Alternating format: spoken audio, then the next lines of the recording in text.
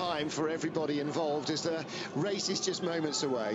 Yeah, a lot of heroes there. Jackie Ickx, we just saw Fernando Alonso, Hugh de Schoenack, Wolfgang Ulrich, the maestro of Audi Motorsport, and of course everyone really looking forward to this. As you say, noses pressed against the fence, and the noise on that first lap is just going to be magnificent. Yeah. Well, Stuart, I mean, for the drivers, this is butterflies time. If you're in the car, now you get into that little zone of tranquility, and this is actually where your job begins. But for us, it is also where our job begins. It's going to be a long 24 hours. Settle down and get relaxed.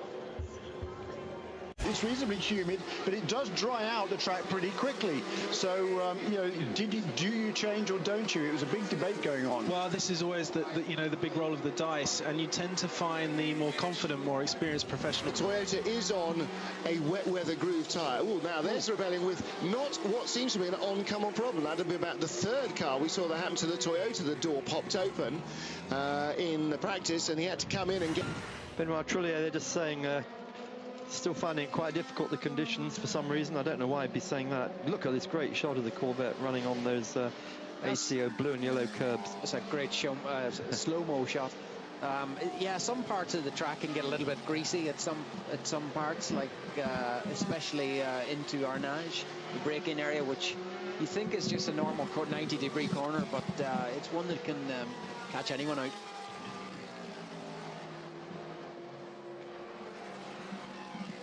Well, there's another, sorry, slow-mo. If you can see the concentration in the driver's eyes, there's another one there of Mika Salo.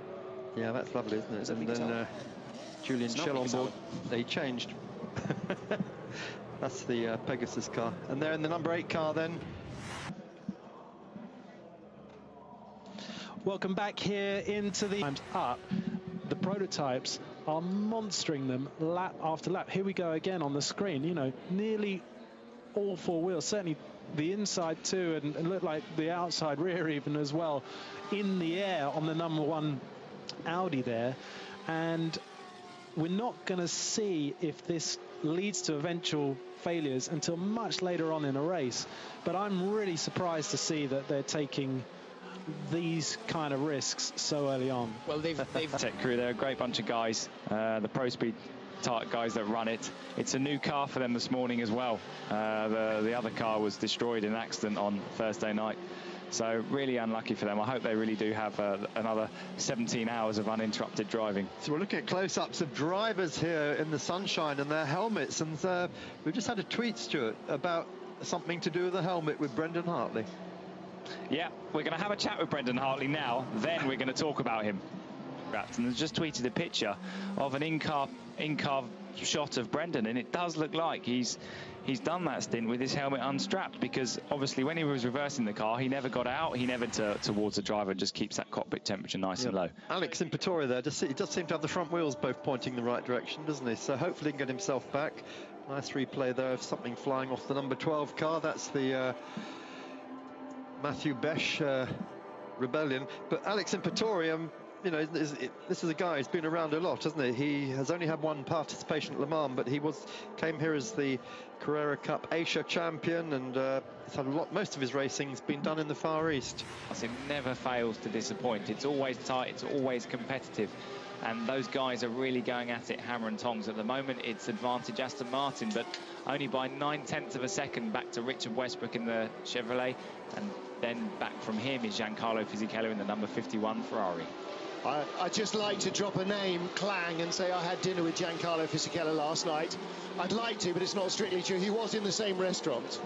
It was empty just apart from him and me and Tommy Erdos, but, you know, it's as close as I'll ever get to having dinner with a Ferrari driver. Yeah, well, that's what Eduardo Freitas, the race director, told us yesterday, Sam Hancock, is that he would only deploy the safety cars if they needed to get some heavy equipment out on track to repair the barriers. We've just got a still photograph here from behind the barriers where the Ferrari hit, which is exactly where all the attention from the marshals is right now, and there is clearly visible damage, particularly to the lower third of the Armco barrier, that will need to be repaired. Yeah, and actually he's hit. So behind the Armco you have the wire fencing, which is obviously supported by vertical pillars, and it looks like 2 of those have taken a heavy hit. Yeah, the ACA has just confirmed that the barriers do need repairing. Okay, so, well done. When we saw that intervention car on a racetrack, I would presume that... Fantastic to see. We're going to go to a commercial break. We'll be back with you as soon as we can. Internal combustion engine, similar to Formula One, but they've vastly improved the capacity of those effectively electric engines this year. Last year they had a total of half a megajoule, 500 joules of hybrid power that they could use to augment the regular horsepower from the internal combustion engine. This year it's as much as 6 megajoules, and there's 4 different categories in which you can build a car to the regulations. You can have no hybrid power, which such as the Rebellion R1, which is mainly aimed at privateer teams. The Rebellion R1s, both of them unfortunately, well no, one of them out of the race. Number 12 car is still running, actually 9th place overall after a lengthy delay last night. You can have a 2 megajoule system, such as the car we're watching right here on the screen. The Audi R18 e-tron Quattros have a 2 megajoule system, so it's still 4 times as much as last year. And then there's nobody running just over a lap from Timo Bernhard in the Porsche, but Bernhard with trouble on his hands. Andre Lotterer in the second Audi, the number 2 car that won 2 consecutive years, 2011, 2012, is right behind. Look at the tyre deformation over those rumble strips. You barely notice it, I'm sure, in the car, but in these hyper slow-mos, not only do you see how much the car takes off, but you just see how much strain they are under. The last couple of laps. Well, front wheel with the camber of a Grand Prix Bugatti Type 35 is not what you want on a modern tyre. Of the Corvettes. Yeah, it's all very close indeed still after 21 and a bit hours, no, 20 and a bit hours of running. So Sam, we had a bit of a conversation earlier. You were down in the pit lane at the time about the YAM status of driver. Now, you've had an awful lot of experience in that. You brought Simon Donan along from a relatively unknown in motorsport right up to competing at Le Mans in the LMP2 class. Just tell the viewers what sort of preparation goes into that, because it must be incredibly meticulous and really getting someone who's gone from nothing to almost being a professional sportsman that doesn't earn money at the time. Yeah, I mean, we touched on it.